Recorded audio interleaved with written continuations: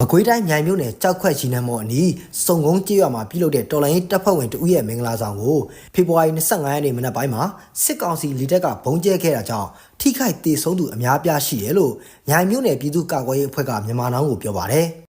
မင်္ဂလာဆောင်ကျင်းပနေတဲ့စုံကုန်းရွာဖုံကြီးကျောင်းကိုမနက်9:40ဝန်းကျင်မှာ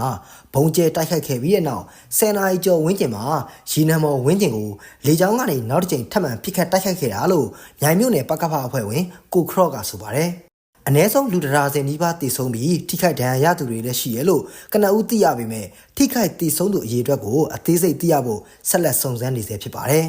ပထမတစ်ခါလာပြတာပေါင်းကလာကျဲပါဒုတိယတစ်ချိန်ကျတော့ဆက်လက်ဒီပိုင်းနဲ့အကုန်လုံးဒီကြောက်လန်းလျှောက်ပြီးတော့အကုန်လုံးမော်လဲတွေအကုန်ပတ်ပြဲသွားရှောက်ရမ်းပြဲသွား။ဘာကျဲတာတော့တော်တော်သိဆုံးမှုများနိုင်တယ်ဗျ20ကျော်လောက်ကိုဖြစ်နိုင်တယ်ဒီထိခိုက်ပြီးတော့ရှိတယ်အခုကတော်တော်လေးအကုန်လုံးဟိုပို့ကြီးပို့ဆွဲရအကုန်ပို့နေရတော့အတိအကျတော့မသိရသေးဘူးဟုတ်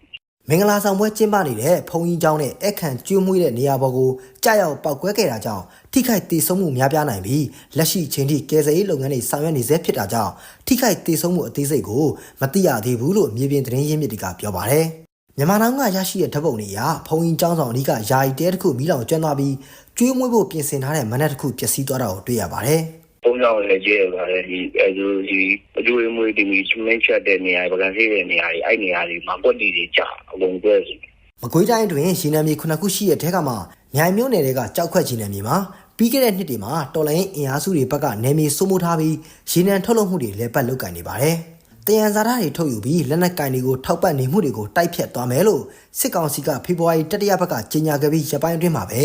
မကွေးတိုင်းအတွင်းကတော်လိုင်းအင်အားစုတွေထိန်းချုပ်ထားတဲ့နေမြေကရေနံမော်ကိုစစ်တပ်ကလေကြောင်းတိုက်ခတ်မှုတွေပြုလုပ်ခဲ့တာပါ။လက်ရှိချိန်မှာနောက်တစ်ချိန်ထပ်မံလေကြောင်းတိုက်ခိုက်လာမဲ့ NAO စိုးရိမ်တာကြောင့်ဒေသခံတွေဟာဘေးလွတ်ရာကိုထွက်ပြေးတိမ်းရှောင်နေကြရပါတယ်။တော့အချိန်ရတော့ဘုံတော့ထက်လေလာကြည့်မှကြောက်ကြတော့အချို့ဆိုင်တွေကပြည်ပြီးအကုန်ဘေးထွက်သွားတာမျိုးရှိတာပေါ့။လုံသားတွေလည်းအကုန်လုံးဒီတောင်ဒီဘက်အောက်ဒီအကုန်ဆင်ပြန်ကြတာပေါ့။တိတ်ကြီးလည်းမလုံရဲကြဘူး